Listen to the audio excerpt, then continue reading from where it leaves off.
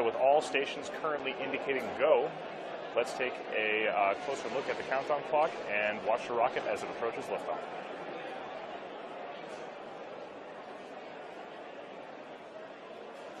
Oh.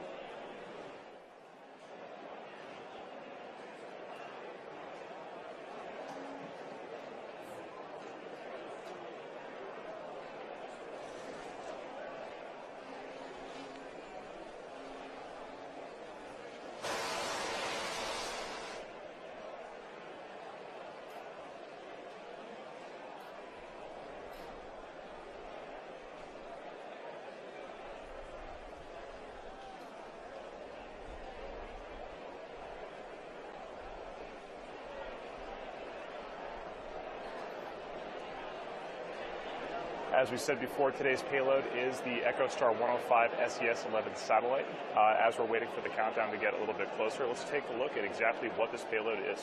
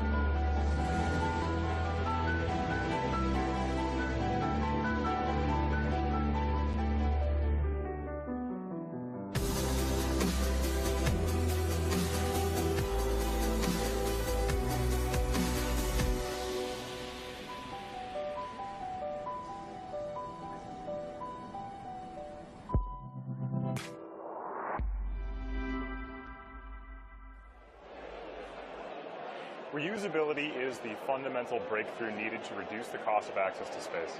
A fully and rapidly reusable rocket, which has never been done before, is the key to establishing not just outposts, but also self-sustaining cities on other planets. Now, the cost of fuel for each flight of the Falcon 9 is only about $200,000 to $300,000, which is only about 0.4% of the cost of the rocket. The majority of the launch cost comes from building a rocket, which, if it only flies once, makes for a very expensive ride. However, recovering and reusing the rocket multiple times, the way commercial airliners were used over and over again, significantly reduces the cost of an individual flight, since the capital expenditure to build the vehicle can be spread out over many flights. Being able to reduce the cost of the rocket and reuse it has the potential and is the key to establishing a city on Mars. We need to get the cost of a launch down to a level where a critical mass of people can actually afford to go.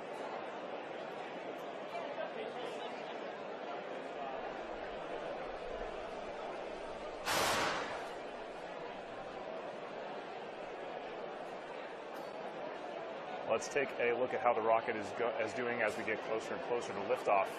The first stage and the second stage of the rocket are almost fully loaded with about 1 million pounds of propellant and liquid oxygen in total. We'll continue topping off both fuel and liquid oxygen until about T-minus 2 minutes. At T-minus 7 minutes, we had an engine chill, which is when we flush those engine compartments of the Merlin 9 engines with cold liquid oxygen to get them to their operating temperature. The next few minutes here, as we get closer, here are the next things that are going to happen. First of all, that strong back transporter erector to the left of the rocket is going to retract slightly and then fully recline as the rocket leaves the pad so it can clear. The rocket is currently also pressurizing with helium. A good part of the rocket's strength comes from the pressure inside the tanks, and we use helium to create that pressure. At about T-minus 60 seconds, the rocket's internal flight computer is going to take over. You'll hear a call out on the launch net saying Falcon 9 is in startup. So let's recap. The payload is sounds like the teams are saying the payload is good to go, range is good, and weather is crystal clear. Let's listen in to the last few minutes of the countdown.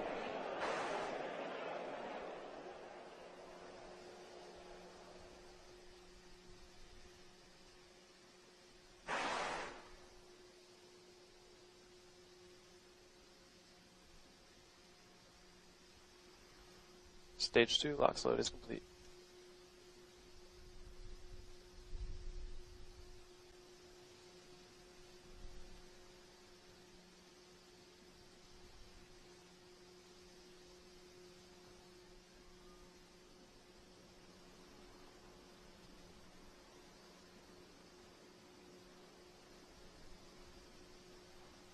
Vehicles in self-align. Vehicle gas closeout started.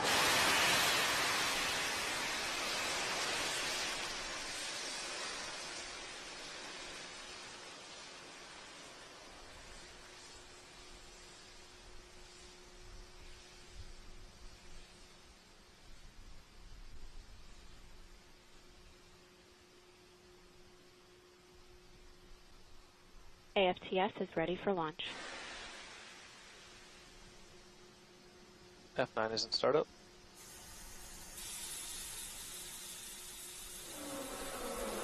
Stage 2 bed press.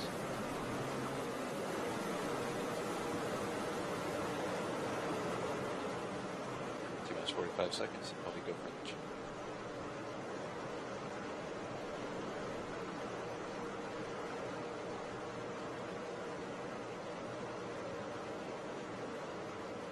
T-minus 30 seconds.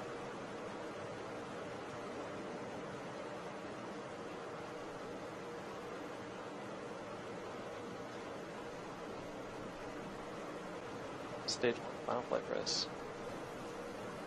Minus 15, stand by for terminal count. 10, 9, 8, 7, 6, 5, 4, 3, 2, 1, 0.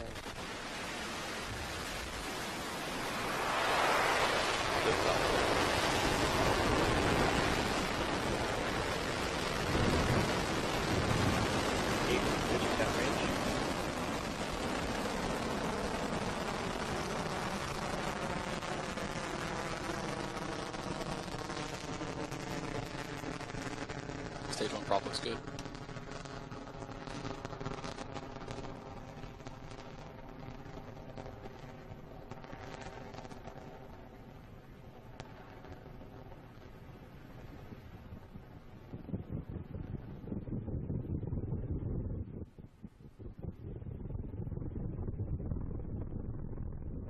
Power telemetry nominal.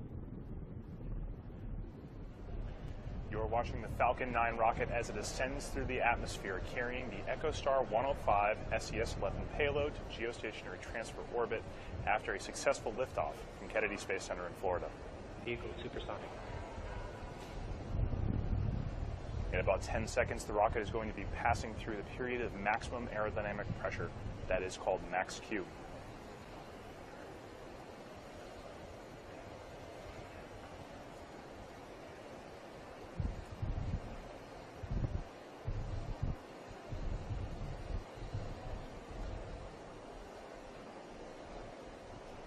Those 9 Merlin engines currently thrusting produce the thrust of 5 747s at full thrust. That's how much power the Falcon 9 is producing right now.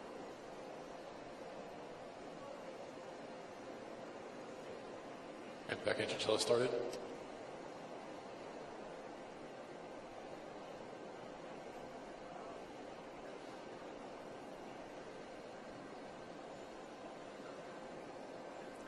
In about 30 seconds, those 9 Merlin engines are going to shut off in an event called MECO, which stands for Main Engine Cutoff. Once MECO happens, there'll be 2 other very quick succession stages happening after that. The first is going to be the stage separation, where the first stage separates from the second stage and comes back towards the drone ship. And then after that, second engine start 1, which is when the Merlin vacuum engine on the second stage ignites to carry the payload the rest of the way to orbit. Stand by for MECO very soon.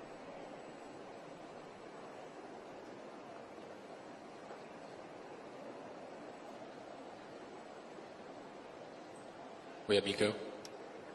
Stage separation.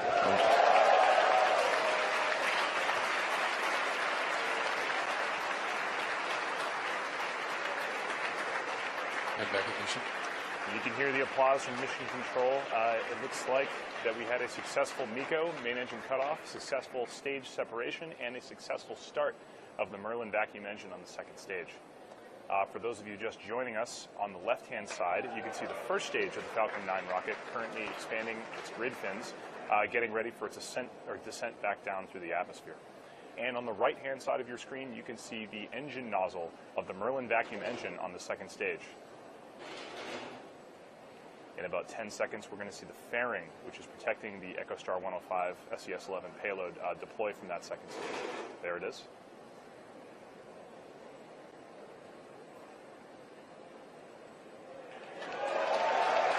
And you just saw a successful deployment of the fairing. Fairing is only needed while in the dense region of the atmosphere to protect it from aerodynamic loads. Now that we're out of the atmosphere, we can jettison it.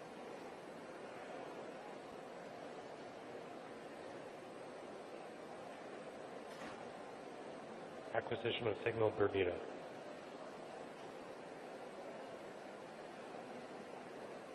You can see those cold gas thrusters on the left-hand side of your screen. Those help orient the first stage of the rocket so that it's pointed in the right direction as it comes back down through the atmosphere.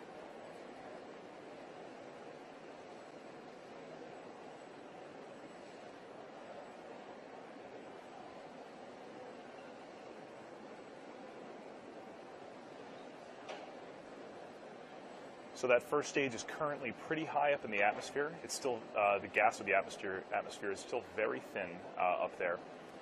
So as it approaches the much thicker parts of the atmosphere lower down, it's going to execute an entry burn in about 1.5 minutes. This entry burn is going to slow the rocket down so that as it hits the thicker parts of the atmosphere, it doesn't experience any excessive heating from compression of the atmosphere.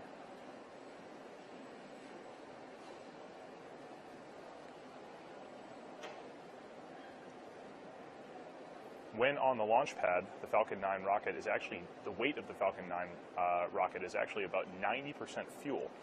So right now that first stage is mostly empty, having expended most of its fuel to get the second stage up to orbit. That first stage, therefore, because it's so light, doesn't really need that much thrust to slow down. Those Falcon 9, the Merlin engines actually operate at full thrust regardless of how much fuel is in the rocket. So the entry burn is only about a minute long. Excuse me, 20 seconds long. Entry burn is only about 20 seconds long, starting in about a minute.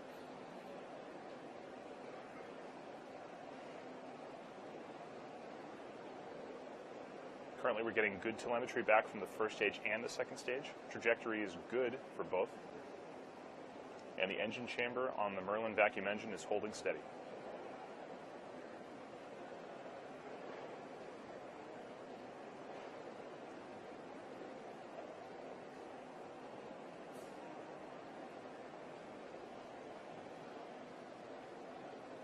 We should be seeing the entry burn of that Falcon 9 first stage on the left-hand side of your screen in just about 10 seconds. Stage 1 AFTS has saved.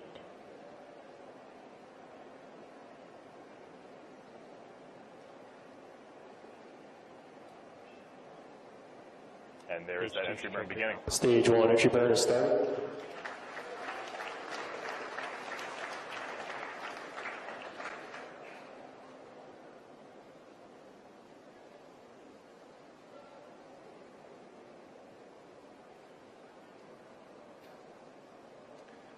Still getting good telemetry from the second stage as it continues to climb. carrying that EchoStar 105 SES-11 payload to its intended geostationary transfer orbit. We had a good entry burn, and the first stage is still on track to touch down on the deck of Course I Still Love You in the Atlantic Ocean.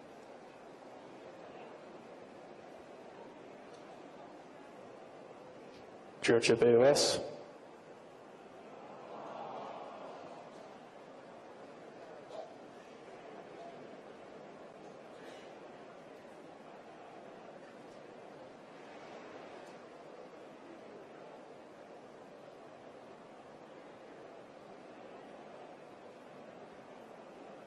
So we don't currently have signal from that first stage, but it is scheduled to start its landing burn in just about Stage 30 1 is seconds. transout. Currently, the second stage, as you can see on your screen right now, is still burning happily. We have good telemetry from the second stage. Still on course for a geostationary transfer orbit.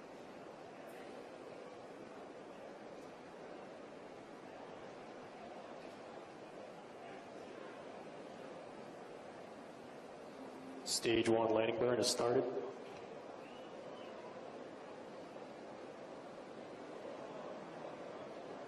Stage 2 AFTS has saved. This is video from the drone ship, Of Course I Still Love Landing You. legs have deployed.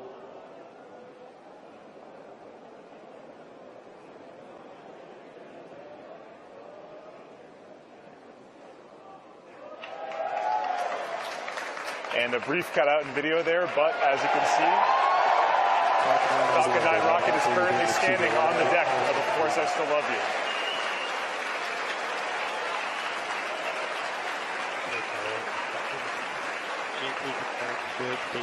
Yet another successful landing of the Falcon 9 first stage. This is our 18th successful landing of the Falcon 9 rocket. We also had a confirmation of a good second engine cutoff. This is currently right now, the second stage of the rocket is in a coast period. This coast period is going to last about 20 minutes, but we're not going anywhere. We're just going to give you a quick animation showing exactly where the second stage of the payload is over the surface of the Earth.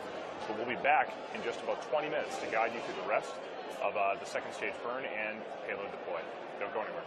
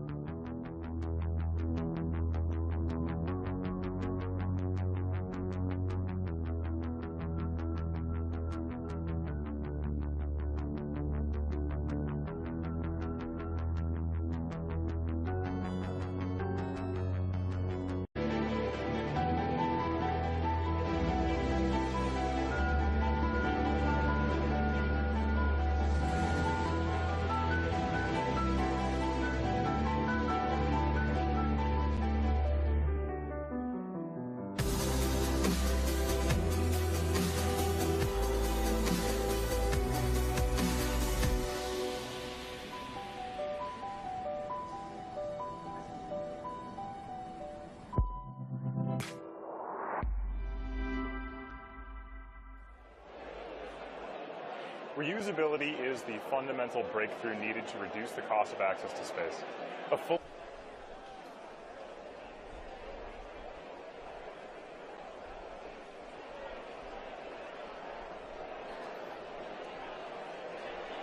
As we said before, today's payload is the EchoStar 105 SES-11 satellite. As we're waiting for the countdown to get a little bit closer, let's take a look at exactly what this payload is.